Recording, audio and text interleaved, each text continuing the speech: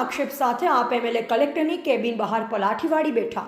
ડેડિયાપાડાના ધારાસભ્ય ચૈતર વસાવા નર્મદા જિલ્લા સંકલનની બેઠકને છોડી ધરણા પર વિકાસશીલ તાલુકાના પૈસા બિનઉપયોગી પ્રોજેક્ટમાં મંજૂર કરાયા। જિલ્લા આયોજન અધિકારી એજન્સીના ઇશારે કામો બદલી કાઢી 20 લાખના તળાવ બાયોગેસો મંજૂર કરી દીધા। પાણી પુરવઠાની યોજનામાં 62 કરોડના ખર્ચો એક પણ ગામમાં પાણી પહોંચ્યું નહીં સહિતના આરોપ। ડેડિયાપાડા ધારાસભ્ય ચૈતર વસાવા નર્મદા જિલ્લા કલેક્ટરની બેઠકને છોડી ધરણા પર બેઠા હતા। ગુજરાતભરમાં 41 જેટલા તાલુકાઓનો વિકાસશીલ તાલુકામાં સમાવેશ થયો છે, જેમાંથી ડેડિયાપાડા અને સાગબારા તાલુકા પણ છે, જેમાં 4 કરોડ રૂપિયાનું બજેટ આવ્યું હતું। ત્યારબાદ મિટિંગો થઈને પ્રભારી સચિવના અધ્યક્ષ સ્થાને ડેડિયાપાડાના 100 ખેડૂતોને સાગબારાના 100 ખેડૂતો માટે સિંચાઈના બોર મોટરો મંજૂર કરાયા, પરંતુ બાદમાં જિલ્લા આયોજન અધિકારી એજન્સીના ઇશારે કામો બદલી કાઢી 20 લાખના તળાવ બાયોગેસો મંજૂર કરી દીધા હોવાના આક્ષેપ ચૈતર વસાવાએ કર્યા છે।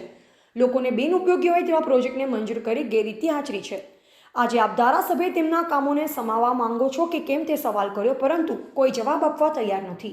આજે એકતાનગર કેવડિયામાં મોટી પ્રતિમા છે અને ત્યાં જે લોકોની જમીનો ગઈ છે તેમના બાળકો માધ્યમિક અને ઉચ્ચતર માધ્યમિકમાં અભ્યાસ કરે છે, પરંતુ તેમની પાસે ભણવા માટે કોઈ છત નથી। મનરેગામાં મટીરિયલ્સ પૂરું પાડવા માટે એજન્સીને જે સમય આપવામાં આવ્યો તે પૂરું થઈ ગયો છે, તેમ છતાં પણ તે જ એજન્સીને ફરીથી કામો સોંપ્યા છે અને હમણાં જ 22 કરોડના તેમના ચૂકવણા થયા। આ સિવાય પ્રોજેક્ટમાં 275 કલમ હેઠળ 5 કરોડ 83 લાખના હમણાં જે કામો થયા છે તેવું બતાવવામાં આવ્યું, પરંતુ સ્થળ પર કોઈ જ કામ થયા નથી। કોઈ પણ અધિકારીએ તેનો કોઈ જવાબ આપવા માટે તૈયાર નથી। પાણી પુરવઠાની યોજનામાં 62 કરોડના ખર્ચા કર્યા, પરંતુ એક પણ ગામમાં પાણી પહોંચ્યું નથી। આ તમામ મુદ્દા પર આજે જિલ્લા સંકલન સમિતિના અધ્યક્ષ એવા કલેક્ટરને ચેમ્બરની સામે ધરણા પર ચૈતર વસાવા બેસી ગયા હતા। શું કારણ છે? આજે અમે જે રીતના આખા ગુજરાતમાં દર મંથલી ત્રીજા શનિવારે જે જિલ્લા સંકલન સમિતિની બેઠક હોય છે, એમાં અગાઉ 7 દિવસ પહેલાં અમારે લોકહિતના પ્રશ્નો રજૂ કરવાના હોય છે। એ પ્રશ્નોને તે દિવસે ચર્ચા કરી એની માહિતી આપવાની હોય છે અને એનું નિરાકરણ કરવાનું હોય છે। ત્યારે મારા પ્રશ્નો હતા આજે નર્મદા જિલ્લા સંકલનની બેઠકમાં, ત્યારે ડેડિયાપાડા અને ગુજરાતમાં 41 જેટલા વિકાસશીલ તાલુકાઓનો સમાવેશ થયો છે। એમાં ડેડિયાપાડા અને સાગબારા પણ મારા મત વિસ્તારમાંથી આવે છે। તેમાં 4 કરોડ રૂપિયાનું બજેટ આવ્યું। અમારી મિટિંગો થઈ, પ્રભારી સચિવની અધ્યક્ષસ્થાને ગાંધી સાહેબે અમારા ડેડિયાપાડામાં 100 ખેડૂતો અને સાગબારાના 100 ખેડૂતોના બોર મોટરો ખેતીવાડી સિંચાઈના મંજૂર કર્યા, બહાલી આપી અને બાદમાં જિલ્લા આયોજન અધિકારીએ એજન્સીના ઇશારે બારોબાર એ કામો બદલી કાઢીને 20 લાખના તળાવો બાયોગેસોને બધું મંજૂર કરી દીધું છે।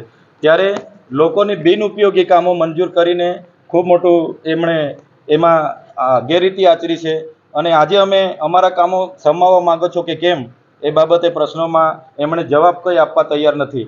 એવી જ રીતે તમે બીજો એક મારો સવાલ છે, નેશનલ ટ્રાઇબલ મ્યુઝિયમ હમણાં એમાં 257 કરોડનો ખર્ચો થઈ ગયો, આજે પણ 30% કામગીરી થઈ છે અને 6 વર્ષ પૂરા થઈ ગયા, એનો પણ કોઈ જવાબ આપવા તૈયાર નથી। આજે એકતાનગર કેવડિયામાં આટલી મોટી પ્રતિમા છે, ત્યાં જે લોકોની જમીનો ગઈ છે એમના બાળકો માધ્યમિક અને ઉચ્ચતર માધ્યમિક સરકારી શાળામાં ભણે છે, એને ભણવા માટેનું આજે મકાન નથી।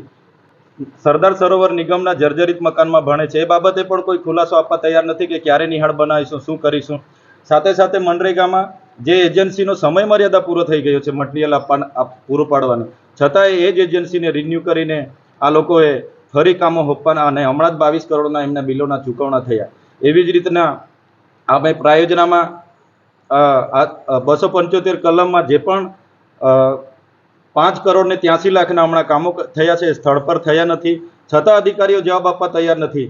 ઝરવાણી પાણી પુરવઠાની યોજનામાં આજે 62 કરોડ રૂપિયાનો એ લોકોએ ખર્ચો કરી નાખ્યો, એક પણ ગામમાં હજુ પાણી નથી પહોંચ્યું અને અધિકારીઓ મિટિંગમાં આવે છે અને યોગ્ય જવાબ નથી આપતા। તો આ જિલ્લા સંકલન સમિતિનો હેતુ શું છે?